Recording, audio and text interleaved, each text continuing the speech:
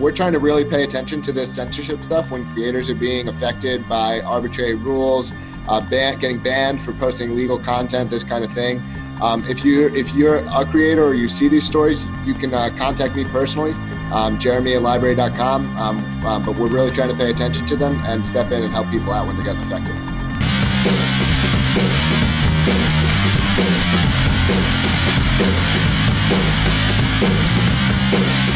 From Anarchapulco, Mexico, this is Anarchast. Hey everybody, welcome to another edition of Anarchast, your home for anarchy on the internet. And I have a new first-time guest, another one. So many great people coming out. The entire voluntarist anarchist community is just getting so big, I can't possibly even interview, I think, 1/100th of them or 1/1,000,000th of them at this point. But there's so many people doing so many great things. And I had on Kingsley Edwards from Float.app, and I also had on Bill Otwell, I believe his name is, of Minds.com before. So there's a number of anarchists / voluntarists who are creating sort of like alternative social media stuff out there. And of course, I've had Steam, I've had Dan Larimer on. So there's a lot of people out there trying to create alternatives to the obviously controlled and censored and horrible things like YouTube and Facebook and things like that. And I actually have been using a site or an app or whatever you want to call it called LBRY, LBRY. And we've actually been uploading a lot of our videos. I think all of our Anarchasts are on there. I'd have to double check, but I've told my guy to make sure they're on there. I think the Dollar Vigilante uploads on there. And then I got an email from Jeremy Kaufman of LBRY, and he's the founder, I believe. And he said to me, hey, I saw you're on our site. We should talk. And I was like, yeah, that sounds good. And so that's what we're doing right now. So this is the first time I've really talked to him. And I want to find out all about LBRY. LBRY is essentially sort of a free markets version of YouTube. But we're going to find out all about it from Jeremy about what exactly it is.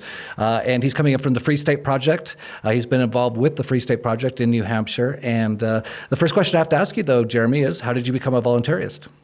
Yeah, so thank you very much for the introduction. I'm thrilled to be here with you. And that is it's a complicated question in terms of when do I measure like the exact moment that it happened. As I'm the kind of person who believes in viewing the world, viewing truth. Probabilistically, things get more true, right? I'm very confident. I'm like 100% confident if I drop a rock, it's going to hit the ground. I'm like 99% confident I'm gonna have electricity when I get home. Maybe more than that. There's things I have mixed level of confidence about. So in terms of something like voluntarism, it's something that became more and more true for me. So at what point did I become a voluntarist? I'm not sure. I started questioning the status quo, reading both Ayn Rand and Howard Zinn in high school, right? So not all libertarians, but I really liked the work of David Friedman, Michael Huemer, and Spooner in particular.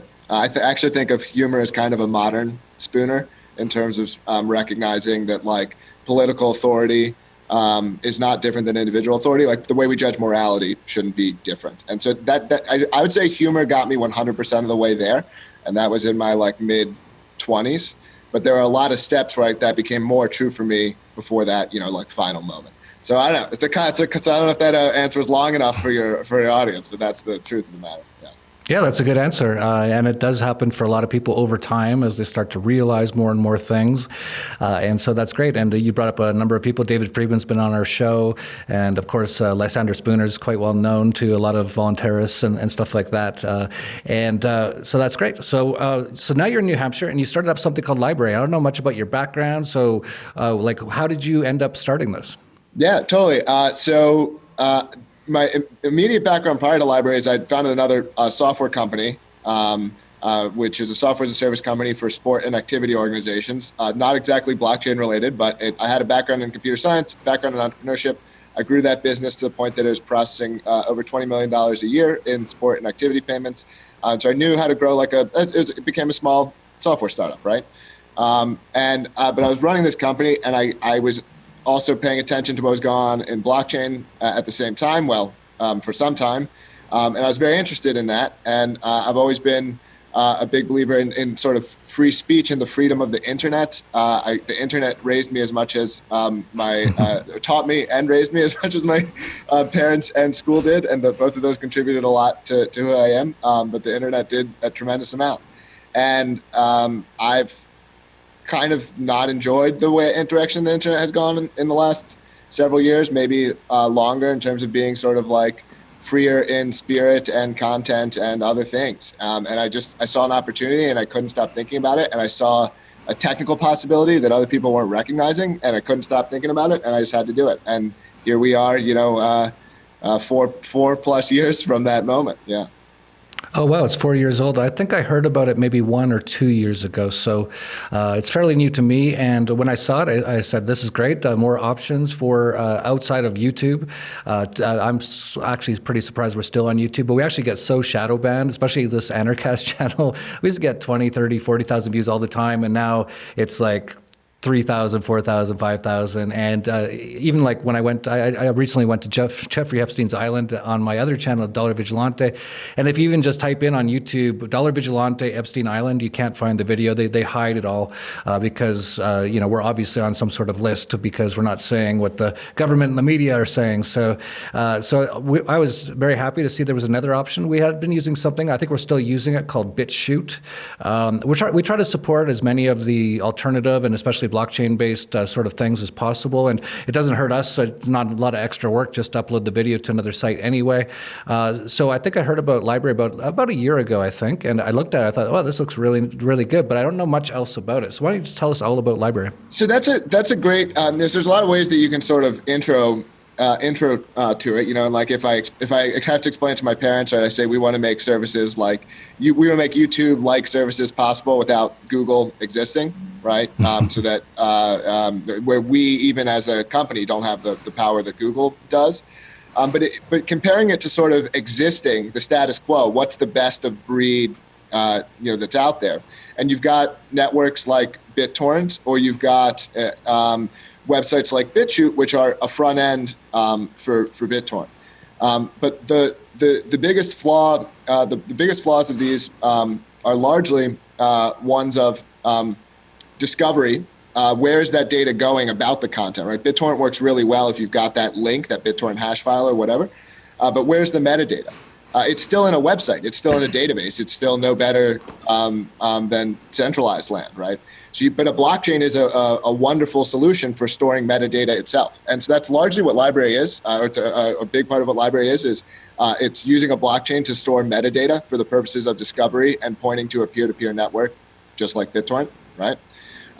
The other big thing that it's missing, though, is also some other things you just expect in the concepts of publishing, channel identities, being able to prove who you are when you've published something, right? You can't really do that in BitTorrent. And I think the incentives are also not great. Like BitTorrent works because largely because people are nice, and I think that's wonderful. And it's why I like being nice to people. And you're right, I'm a responsible driver who signals when he's turning and all of those pro-social things. And so I seed my BitTorrent files too, right? Same kind of thing. But when we can have incentives encourage us, it works better, and so that's what we're trying to do with LBRY, is fix those things. And the great news is it all works. You can use it. You can watch Anarchast, you can see lots from Jeff Berwick, and you can see lots from thousands and thousands of other creators. We're like 2 million, almost 2 million pieces of content we're pushing on there now. Wow. So I'm unaware of how it all works. So is LBRY a blockchain itself? And then my other question would be about the videos, because when I was thinking about this, and you're obviously much more into this space than I am, so you understand this stuff a lot better. But I was like, man, if you were going to host millions and millions of videos, that's a lot of space and a lot of bandwidth that's going to cost a lot of money. So how do you handle all that? Yeah, so good question. I'll answer the second question first. So in terms of the data network and the two questions actually are the two major components of the network. So you've got a blockchain network, which is also a peer-to-peer network, technically speaking, but you've got a blockchain network. That works quite similar to Bitcoin. LBRY is its own blockchain. It has from a technical perspective, it has an entirely parallel Merkle tree, similar to the Bitcoin one for storing unspent transaction outputs, just in terms of how the metadata storage works. We're not going to get into that, I don't think, unless you want to go there. So there's a blockchain network, similar to Bitcoin. Then there's a data network. That data network is similar to BitTorrent. And in fact, we're very likely going to just be adding / adopting BitTorrent data network as well, but that's a whole nother topic. Anyway, those are your two networks. So the data, when you publish a video, that's not going in the blockchain. The blockchain is just the metadata, the title, your signature, the proof that this is Jeff Berwick, those kinds of things. The data network works similar to BitTorrent. All of the people who have the app are participating in that data network. So everyone who downloads the client and runs it is participating in that data network. So no one computer has to have all of the data, just like no one computer has all of the BitTorrent data. Okay, so so the videos themselves are stored on basically a torrent. Is that your torrent or on BitTorrent? And so we are right now. It's a separate network. Our data network is separate from the BitTorrent network. So how many people are running this network? That'd be a lot of bandwidth for these people to be doing, right? Yeah. So there are almost certainly thousands of people connected to the network right now. So it's basically a network of thousands of people right now. And so when you upload a video, it goes on to some or all of their computers in one form or another. And then when you play the video, it plays off of their computer. Is that right? That's right. So when you initially publish, you do like this initial sort of like announcement that's sort of like saying, hey, this content is available. So some other nodes will proactively get that data. So once you've clicked that publish button, typically in an amount of time, not that much longer than it would take to upload it to any other server. So mainly bound by your up bandwidth. It will be hosted by other computers in the network. There is some possibility that content can age out or disappear, which we try to use techniques to prevent that from happening. And our statistics show that the vast majority of content is available, but like it is possible. We don't promise, right? I want to be clear, like we're not making a 100% promise that like your content's going to be hosted, for all time or something like that. When you click that publish content button, you're actually leaving it up to market principles, Jeff. Right. So it's like, I actually had this conversation with VCs and other people. It can be surprisingly challenging conversation at a time where it's like, well, who guarantees that you're going to be able to buy bread like tomorrow morning? Like no one guarantees that, or you don't sign a contract and you're like, well, I've got my bread locked in, right? That bread is going to be there. You're like, no, I'll go get the bread because people want to sell bread and a lot of people like it and it'll just be there. Like, that's, and so we're to some extent taking the same approach with data, right? Like data can be hashed and identified and categorized and sold worldwide, and disk space is really cheap and bandwidth is really cheap. Like we don't necessarily need strict contractual promises that a bit will be there later for us. Like if a string of bits is remotely popular, like there's market incentive to provide that string of bits. Yeah, that makes total sense and totally understandable. And for people, like if you're uploading a video, you're getting this free service where it's going to be stored for you on this network, which is amazing, and you have access to people viewing the video and stuff like that. But if 0 people watch it for a couple of years, it might just disappear. I think that's totally reasonable. Exactly. Yeah, it makes total sense. Okay, so interesting. So LBRY itself is a blockchain. I just went on CoinMarketCap. I see LBRY credits. Like I said, I don't know much about any of this stuff, so that's why I wanted to have you on my show. So is LBRY credits part of your sort of system? Yes, that is the token. And someone in your organization has a LBRY wallet that stores the credentials for your channel and other things. Great. And so how do the LBRY credits work? So it's a public proof of work blockchain, fixed amount that will ever be in circulation. We give a small amount to new users who download and run the software. It's also available in a number of different exchanges. If you type like LBRY exchanges, you'll find a FAQ article about that. Bittrex comes recommended if you're on there for most people in the world. That's great. So when you download the LBRY app, are you actually running as a torrent? You are. So when you download our desktop app, which is available at LBRY.com, also in the Play Store for Android, when you download those apps, you are participating in the data network, but you are not participating as a miner or a full node in the blockchain network. You're basically running the equivalent of an SPV wallet, right? A thin wallet. I would say all wallets are basically SPV wallets, right? Almost no one's running a full Bitcoin wallet. So you're running an SPV wallet plus you're participating in the data network, and that's what a desktop app is. And then we have a web app, coming out very soon. If people people can test it out right now at beta.library.tv. Okay, great. Yeah, because I haven't seen that yet. I've only seen the app, and so it's the same actually. So if you've used the desktop app, we've actually got the same code base running on the web. So it's literally the same. It's literally the same app. Yeah. Great. And so, do people on when you upload a video, do they get any library credits if they get a certain amount of views, or how does that work? So we do use so it's part of the way that the library blockchain worked. We reserved a portion of the coins up front. It was a little bit below 40%. And we use a lot of those in community programs and things like that. We're very transparent with all of this. We have a whole program for releasing quarterly reports and how we use all of it. It's all available on our website for library.com. So if people want to really get into the coin economics and that side, there is information about that on our website on library, LBRY.com. And LBRY.tech has a bunch of really thorough technical documentation. It's all a fully specified protocol. Like you can read a very technical specification of how it all works.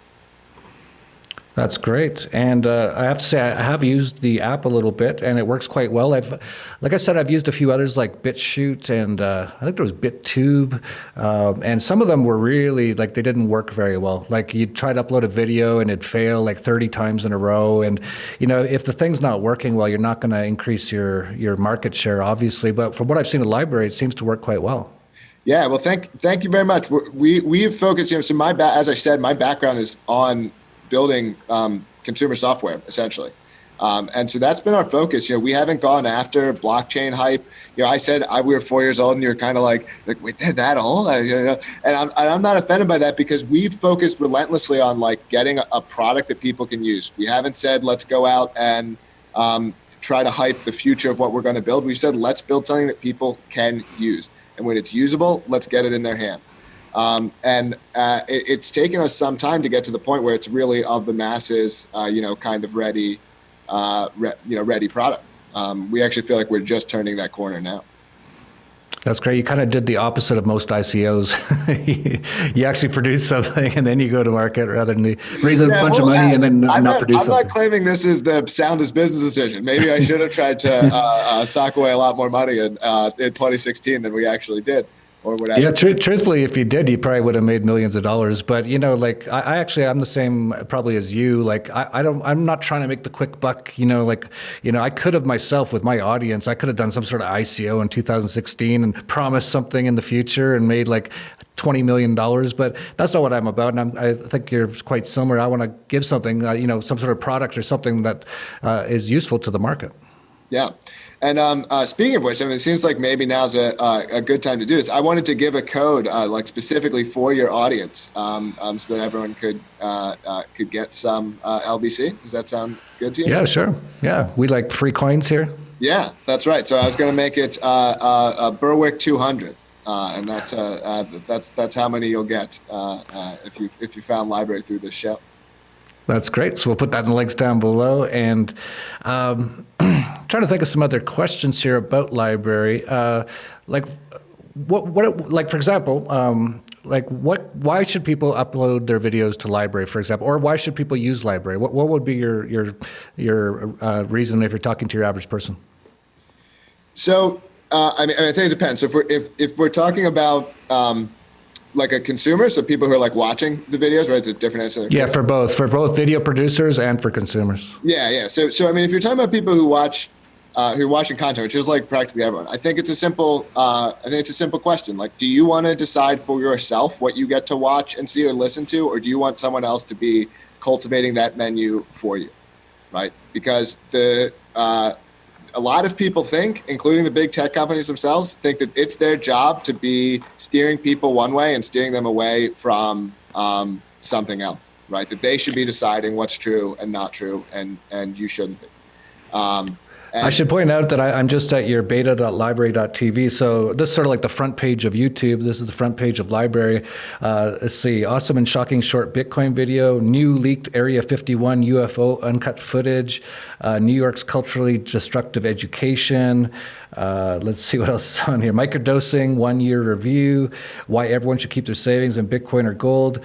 So like for my kind of, for our audience, for people watching this, these are the kind of things that most of our audience would be interested in, as opposed to YouTube, where you go and you see, what do you see? You see like Jimmy Kimmel and NBC News's version of the Epstein Island. And like, so like right off the bat, this looks like a lot more of what our kind of audience would be looking for.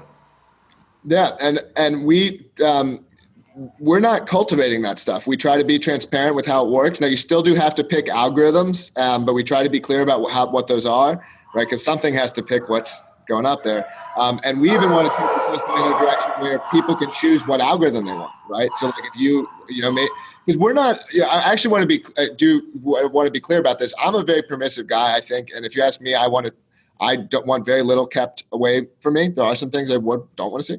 But some people might want more kept away from them. And we don't see our mission as being like, let's shove that in people's faces. Like, we want stuff to be clearly labeled. We want people to have to opt into things that a lot of people might not want to see. Our mission isn't to be edgelords. Our mission is to give people choice. Yeah, that's great. And that's what I think, YouTube is just moving so far away from. And I think a lot of people are starting to realize it, but they don't realize there's other options. So that's great that things like LBRY are out there.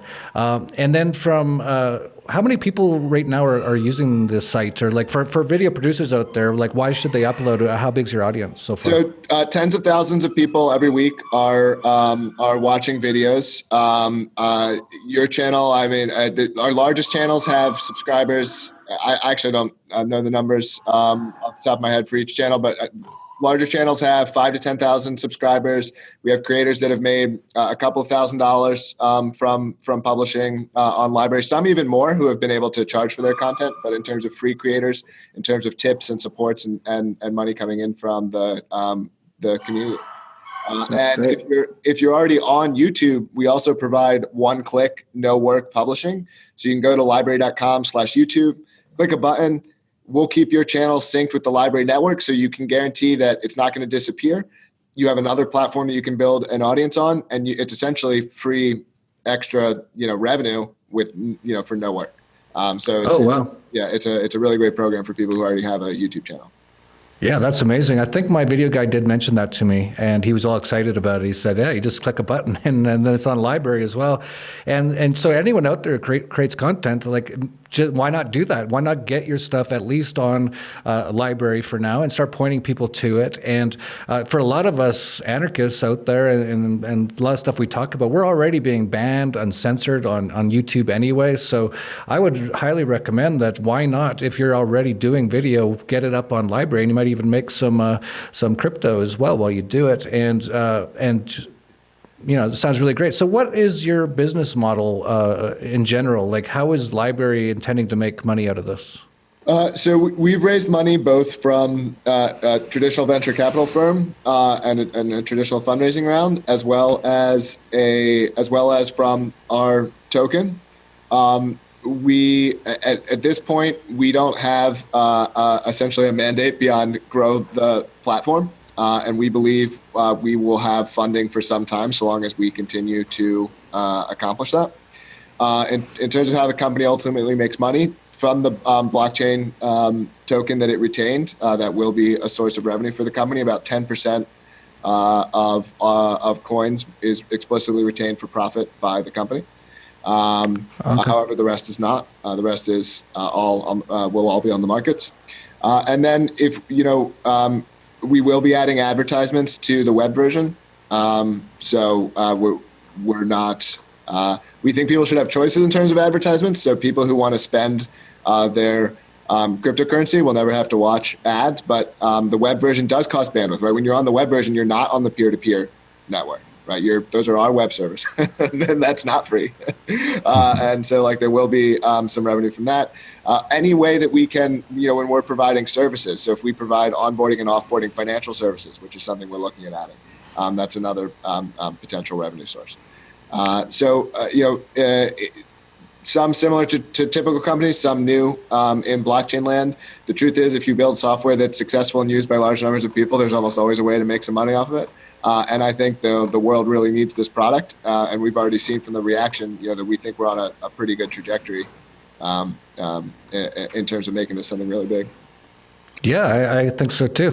So if there's other funding rounds, let me know. We do look at some of those sort of things. We're actually looking at possibly investing in float a little bit, just as a venture capital type thing. But that's not a major focus of mine. But if I do see certain opportunities that I really think have a good shot, that we are interested. And I'll make sure that on this video on YouTube, the posted down below will have the LBRY link. And I'm going to ask my video guy to make sure he does that on all our videos from now on. And that's just a good sort of starting way for a lot of people. Look at Dan Dix of Press for Truth. He's basically been shut off everywhere. So many people speaking the truth they're banned from Facebook. They're shadow banned. So if you have an audience out there, make sure that you upload to LBRY and make sure they know about it. Put a link on YouTube. When I upload a post to Facebook, I also usually post a link to the same post on Float, so I can get people used to going over there.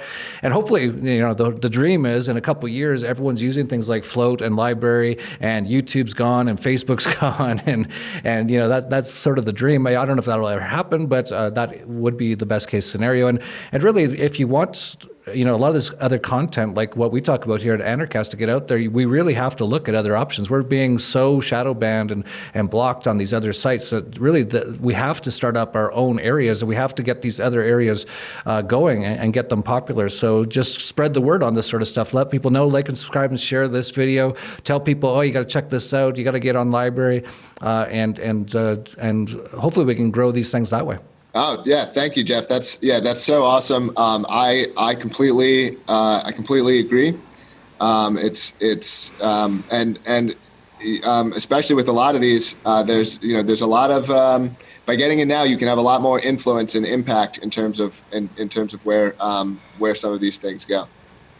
Yeah, absolutely. So might leave it there. Do you have anything else that we didn't cover that you wanted to let people know about LBRY?